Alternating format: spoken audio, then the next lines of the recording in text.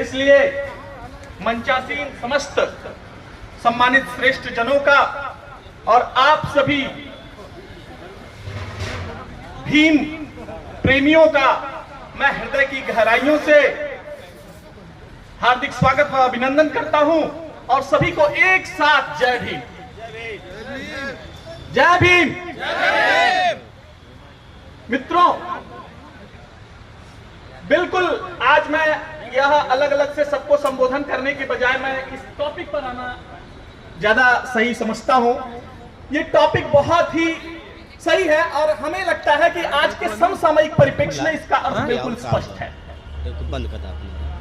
पूर्व वक्ता आदरणीय मनोज कुमार सर ने बहुत अच्छी बात कही कि बाबा साहब के भाषणों में ही यह जो है बात क्लैरिफाई हो गई है कि कैसे हमारा देश एक मजबूत लोकतंत्र की ओर बढ़ सकता है। आज के न्यूज़पेपर के संपादकीय का आपने रेफरेंस देते हुए जो बात मजबूती से कही, हम उसी बात को थोड़ा आगे बढ़ाना चाहेंगे। आज बाबा साहब का 69वां परिनिर्वाण दिवस हम लोग मना रहे हैं। आज से 10 दिन पहले 26 नवंबर को हमने संविधान दिवस मनाया था। मैं याद करना चाहूंगा बाबा साहब को 25 नवंबर सन 1949 में जब संविधान सभा में आपने अंतिम भाषण वक्ता के रूप में अपना वक्तव्य दिया था। बाबा साहब बोले, however good a constitution may be, it may be turned out to be bad if those who are called to work it happen to be bad a lot. And however bad a constitution may be, it may be turned out to be good if those who are called to work it happen to be good a lot. अंतिम भाषण वक्ता के रूप में संविधान सभा में परम पूज्य बाबा साहब भीमराव अंबेडकर जब खड़ा हुए तो उन्होंने कहा कि मैं संविधान सभा के अन्य सदस्यों की भांति अब संविधान की अच्छाइयां गिनाने के लिए यहां खड़ा नहीं हुआ हूं, बल्कि मैं यह बताने के लिए खड़ा हुआ हूं कि दुनिया का कोई भी संविधान, चाहे वह कितना भी अच्छा क्यों न हो, वह अंततः बुरा साबित होगा यदि उसको मानने वाले लोग बुरा होंगे। और दुनिया का कोई भी संविधान, चाहे वह कितना भी अच्छा क्यों न हो, वह अंततः बुरा साबित होगा यदि उसको मानने वाले लोग बुरे होंगे। और दुनिया का कोई भी संविधान, चाहे वह कितना भी बुरा क्यों न हो, वह अंततः अच्छा साबित होगा यदि उसको मानने वाले लोग अच्छे होंगे। इसलिए बिना लोगों को और उनके द्वारा बनाई हुई राजनीतिक पार्टियों को संदर्भ में ले आए संविधान पर किसी प्रकार की टिप्पणी करना मेरी समझ से गलत है। उन्होंने आशंका जाहिर की कि हमारा देश जो विभिन्न जातियों में बटा हुआ है, हमारा देश जो विभिन्न धर्मों संप्रदायों में बटा हुआ है, क्षेत्रीयता जैसी समस्याएं हैं, ऐसे देश में यह संविधान कितना सफल होगा यह मैं नहीं जानता। लेकिन उन्होंने कहा कि अगर फेल होगा यह संविधान तो निश्चित रूप से इसके पीछे 3 ही कारण होंगे।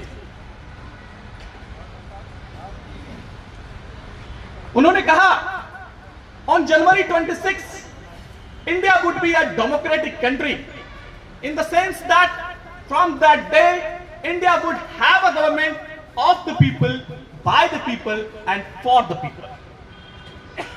A thought come to my mind. What would happen to her political democratic constitution? Will she able to maintain it or shall lose it again? In my judgment, I want to say that if you want to do our constitution,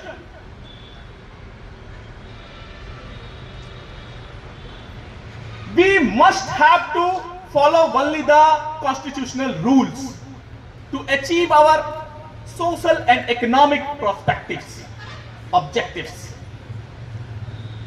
उन्होंने कहा कि अगर हमें भारतीय लोकतंत्र को बनाए रखना है और इसमें प्रजातांत्रिक लोकतंत्र को बनाए रखना है तो हमें केवल और केवल संवैधानिक विधियों का ही सहारा लेना चाहिए।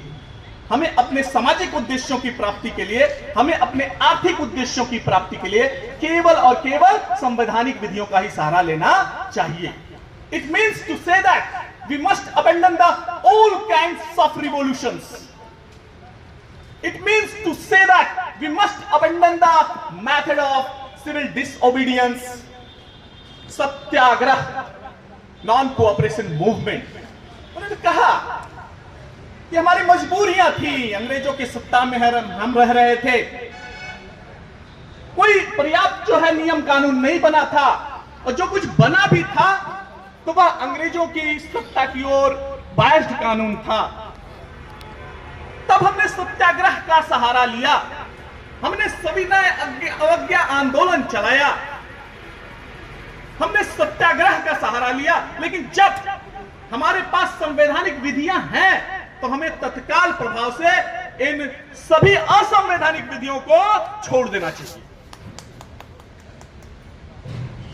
If constitutional methods are open, then there can no justification for these unconstitutional methods. These methods are nothing, just the grammar of anarchy. The sooner they are abandoned, the better for us. जितना जल्दी हम इस असंवैधानिक विधियों को छोड़ देंगे उतना ही हमारे लिए अच्छी बात होगी, उतना ही हमारे लिए स्वस्थ बात होगी। दूसरी चेतावनी देते हुए परम पूज्य बाबा साहब भीमराव अंबेडकर बोलते हैं कि on January 26 we are going to enter into the world of contradiction। 26 जनवरी 1950 को हम विरोधाभासों से भरे हुए युग में प्रवेश करने जा रहे हैं। प्रजातांत्रिक रूप से तो हम समान होंगे, किंतु सामाजिक और आर्थिक रूप से अब भी हम में असमानता रहेगी। प्रजातांत्रिक रूप से तो हम एक व्यक्ति, एक वोट और प्रत्येक वोट का एक ही मूल्य, इस सिद्धांत का तो प्रतिपादन कर रहे होंगे, किंतु सामाजिक और आर्थिक रूप से अब भी हम में असमानता रहेगी। क्यों? क्योंकि हम एक ऐसे समाज में रह रहे हैं जो विभिन्न जातियों में बटा हुआ है। क्यों? क्योंकि हम एक ऐसे समाज में रह रहे हैं जो विभिन्न धर्मों में बटा हुआ है। और रही बात आर्थिक समानता की, तो 26 जनवरी 1950 को हम भारतवर्ष को एक ऐसा संविधान देने जा रहे हैं जिसमें कुछ लोगों के लिए तो विकास होगा, जो अमीर हैं, जो पूंजीपति हैं, किंतु कुछ लोग तब भी गरीबी में जीने के लिए बाध्य होंगे। आखिर कब तक हम इस सामाजिक और आर्थिक गैर बराबरी को सपोर्ट करते रहे?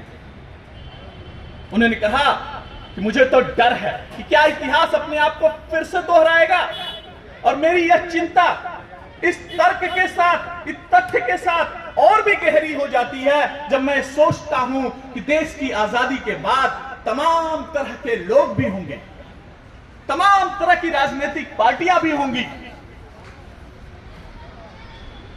जातीयता को प्रमुखता देने वाली पार्टियां, धर्म को प्रमुखता देने वाली पार्टियां,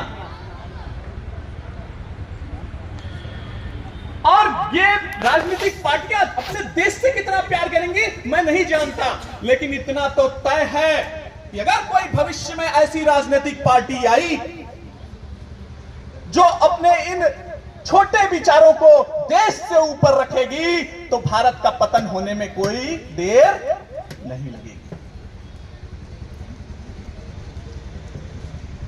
उन्होंने कहा विविधता में एकता इस देश की पहचान है और यही होना भी चाहिए।